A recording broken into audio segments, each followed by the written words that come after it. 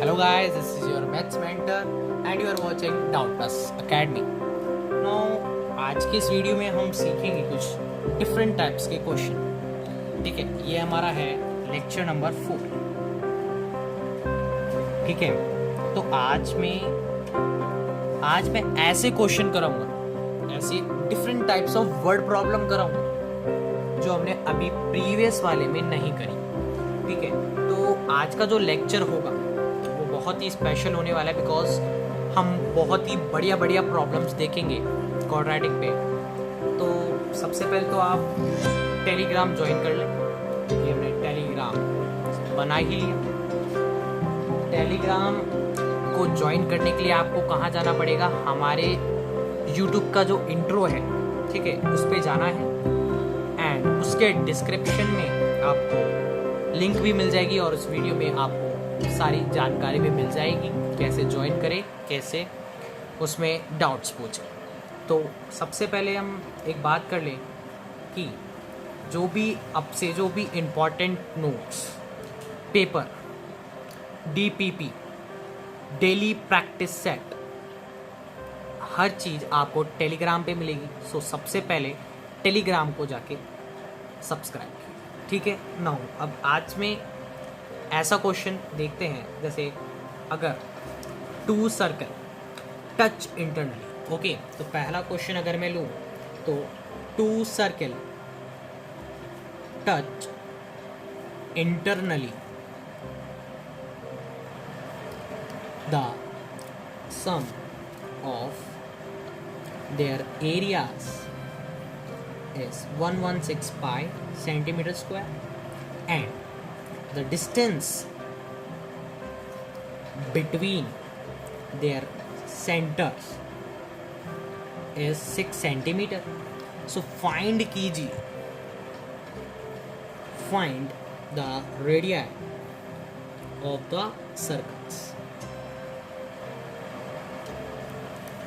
तो इस क्वेश्चन में अपन को क्या बोल रखा है, the sum of their areas is ये है. तो भैया सबसे पहले तो आप ये कंसिडर कीजिए. देखिए पहली लाइन पढ़िए, 2 सर्कल टच करते हैं इंटरनली. तो इसका डायग्राम कैसे बनेगा, मैं आपको इसका डायग्राम बता देता हूँ.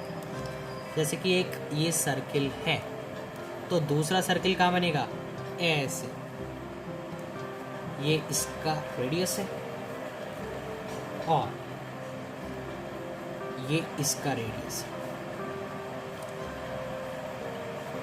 ठीक है, 2 सर्किल है, इनके रेडियस ये है. तो हमको बोल रहा है कि the sum of their areas is 116 pi centimetre square. तो R1 अगर क्या है, रेडिया है किसका, इस वाले सर्कल का R1 और इस वाले का है R2. तो R2 is the radius of the second circle. ठीक है, तो अकॉर्डिंग टू द क्वेश्चन अगर मैं देखूँ कि इसने बोला कि सम ऑफ देयर एरियाज इज 116, तो हम ये लिख सकते हैं पाई R1 का होल पाई R square plus pi R square. 2 circle है, यहाँ पे रेडियस अच्छे से लिखना कि यहाँ पे R2 है, यहाँ पे R1. इस चीज़ का ध्यान रखें. ना हम क्या कर सकते हैं, यहाँ पे पाई कॉमन लेके पाई काट दे. ओके, तो सबसे पहले R square plus R square by 2 which is 116. ये हमारी पहली इक्वेशन बन गई.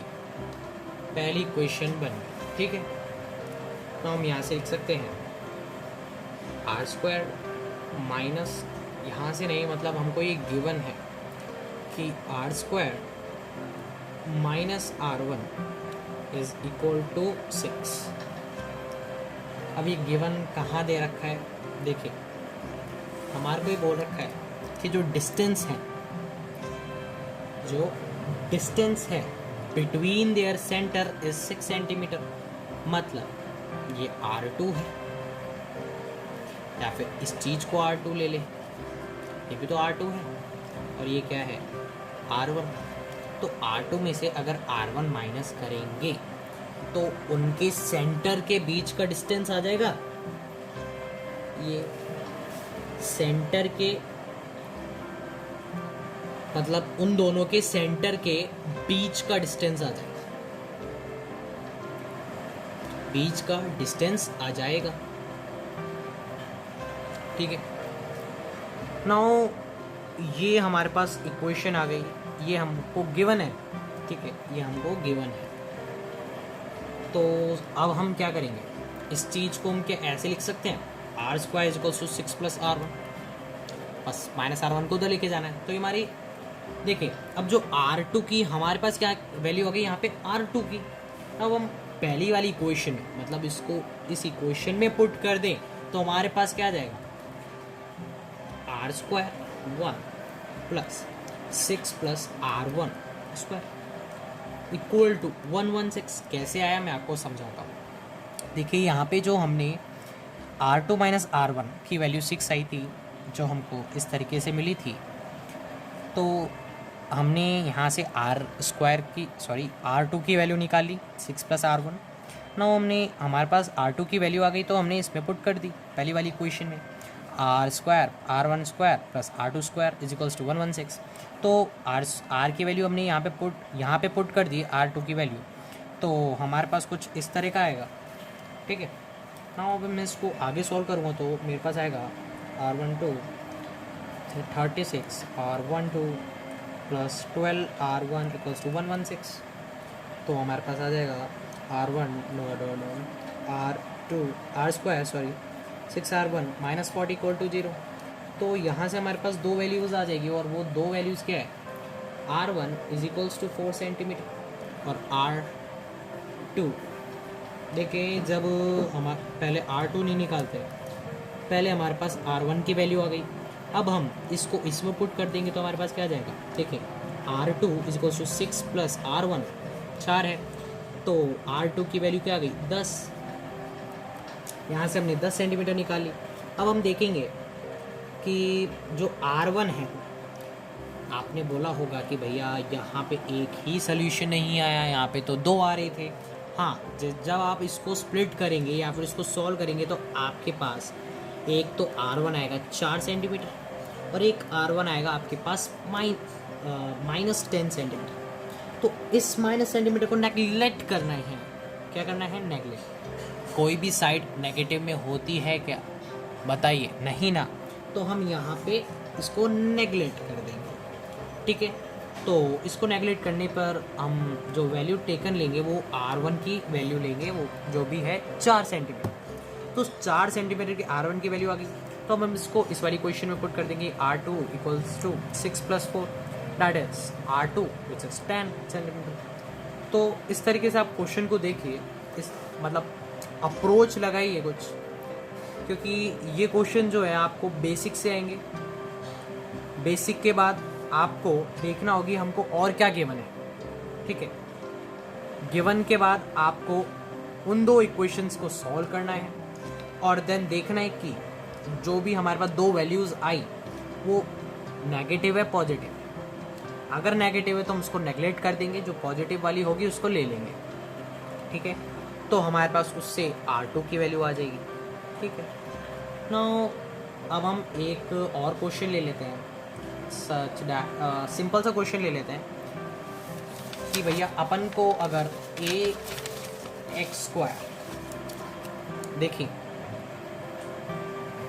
अगर अपन को दे रखा है ax² + bx + x = 0, a is not equal to 0, solve कीजिए बाय द क्वाड्रेटिक इक्वेशन।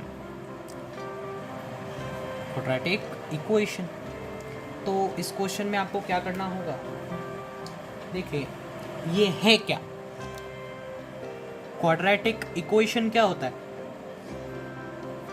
कुछ नहीं होता, क्वाड्रेटिक फॉर्मूला होता है, ठीक है, फॉर्मूला होता है। तो सबसे पहले मैं आपको बता देना चाहता हूँ, यहाँ पे हम क्वाड्रेटिक फॉर्मूला डिराइव करने जा रहे हैं। तो क्वाड्रेटिक फॉर्मूला को डिराइव करने के लिए सबसे पहले हमको ये जो कोफिशिएंट है ए का, मतलब लीडिंग कोफिशिएंट का जो ये ए है, उसको हम क्या लिख देंगे, अगर हमको इसको हटाना हो तो हम क्या लिख सकते हैं, इसको x² प्लस मतलब a से डिवाइड कर देंगे bx/a प्लस c/a। अगर हम इसको उठा दें तो इसको c ले लेंगे, ठीक है। नाउ c/a = 0, तो x² प्लस b/a x ठीक है, बी बाई टू ए का whole square minus B by two A का whole square by C by A. तो देखिए ये हमने किस मेथड से किया। देखिए कंप्लीशन ऑफ मेथड एक होता है, ठीक है, उस कंप्लीशन मेथड से हमने इसको सॉल्व किया। ठीक है, तो अगर आपको वो आता है तो अच्छा है, नहीं आता है तो भी कोई दिक्कत नहीं है। अपन को तो यहाँ से देखना है कि इस क्वाड्रेटिक फॉर्मूला आया कैसे। उस क्वाड्रेटिक फॉर्मूला को अच्छे से लर्न करने के लिए हमने इसका डेरिवेशन देखा। तो यहाँ से आ जाएगा X plus B by two A का whole square equals to B square by four A square minus C by A. तो यहाँ से हमारे पास आ जाएगा X plus B by two A का whole square equals to B square minus four A C by four A square. तो अब यहाँ से देखेंगे अगर मैं स्क्वायर उधर ले जाऊँ तो X plus B by two A is equals to under root में B square minus four A C by four A square. तो हमारे पास आ जाएगा X equals to minus B by two A plus minus under root में B square minus four A C by two A. इसको हम ये लिख सकते हैं, ये चीज़ ऊपर हो जाएगी। जब हमने इसको सॉल्व कर दिया तो ये चीज़ ऊपर आ जाएगी, यहाँ से तो रूट हट जाएगा। तो x की वैल्यू क्या आ गई minus B plus minus under root में B square minus four A C by two A. इस चीज़ को हम क्या लिख सकते हैं डी। तो x इज equals to minus B plus minus under root में डी बाई टू ए। ये आ गया आपका क्वाड्रेटिक फॉर्मूला। ठीक है, तो आपको तो बेसिकली इस डेरिवेशन को याद नहीं करना चाहिए, बस मैंने आपको आइडिया दिया है कि ये क्वाड्रेटिक इक्वेशन आया कैसे। ठीक, आपको तो बस ये याद रखना है कि क्वाड्रेटिक फॉर्मूला होता क्या है, minus B plus minus root D by two A. ठीक है, सिंपली। अब हमने इसी पे बहुत सारे क्वेश्चन देख चुके हैं। अब हम जाएंगे एक ट्रायंगल वाले क्वेश्चन पे। ठीक है, उसमें बेसिक अप्रोच देखेंगे। तो हमारा नेक्स्ट क्वेश्चन है नाउ, हमारा नेक्स्ट क्वेश्चन है दैट सच दैट जो लेंथ है हाइपोटेन्यूज की of a right angle triangle exceeds the length of the base by 2 cm and exceeds twice the length of the altitude by the 1 cm. Find the length of the each side of the triangle. तो इस question को करने से पहले सबसे पहले मैं बता देता हूँ ये क्या होता है। ये क्या है हमारा राइट एंगल ट्रायंगल।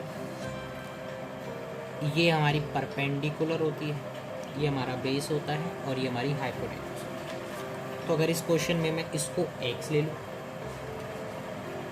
इसको y ले लेते हैं और इसको x ले लेते हैं और इसको h ले लेते हैं, तो according to the given equation, according to the given equation, given condition. So सबसे पहले देखिए इसने अपन को बोला क्या कि जो भैया लेंथ है hypotenuse of a right angle triangle exceeds the length of the base by 2। Let, अब यहाँ पे हम लेट लेंथ ऑफ बेस क्या ले लेते हैं b x, जो कि हमने यहाँ ले रखी है। ये जो बेस है उसको हमने x ले लिया, सिंपली परपेंडिकुलर को हमने y ले लिया। तो देखिए इसने अपन को बोला था, अभी क्या बोला था कि जो भैया लेंथ है हाइपोटेन्यूज की of a right angle triangle exceeds the length of the base, मतलब जो h है मतलब अपना हाइपोटेन्यूज, ये जो अपना हाइपोटेन्यूज है वो क्या है x प्लस 2 है, मतलब बेस से 2 एक्सीड कर रहा है। ठीक है, ऐसे ही हमको इसने बोला है कि and exceeds twice the length of the altitude by 1 centimetre. तो हम इसको ये लिख सकते हैं एक्सीड ट्वाइस को हम क्या लिखेंगे H equals to 2y plus 1।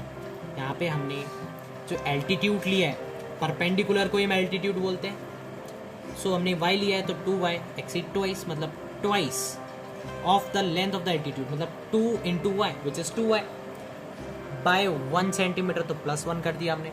ठीक है, ये बेसिक अप्रोच है, आपको आनी चाहिए ना। उसके बाद हम क्या करेंगे, इन दोनों को इक्वल कर देंगे, एच एच इक्वल हो जाएंगे, x plus 2 is equals to 2y plus 1।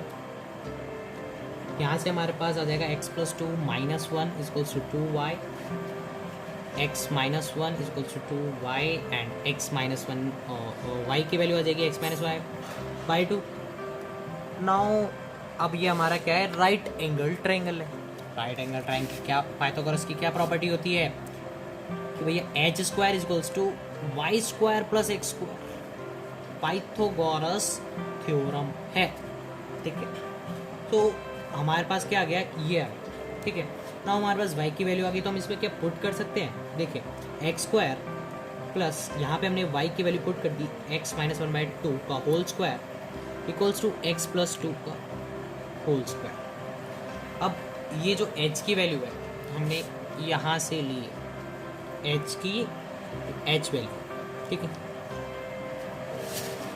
h की वैल्यू हमने यहाँ से ले ली, तो इसको मैं सॉल्व करूँगा तो एक्स स्क्वायर हमारे पास आएगा X square minus 15x plus X minus 15 equal to 0। इसको आप सॉल्व कर देंगे, ठीक है। मैंने डायरेक्टली सॉल्व किया है इसको। सो यहाँ पे आएगा हमारे पास x minus 15 X plus 1 equal to 0। यहाँ से हमारे पास वैल्यू आ जाएगी x की 15 x की माइनस 1। तो बेस जो है वो तो 15 आ गया, क्योंकि हमने इसको बेस लिया था, तो बेस तो आ गया 15।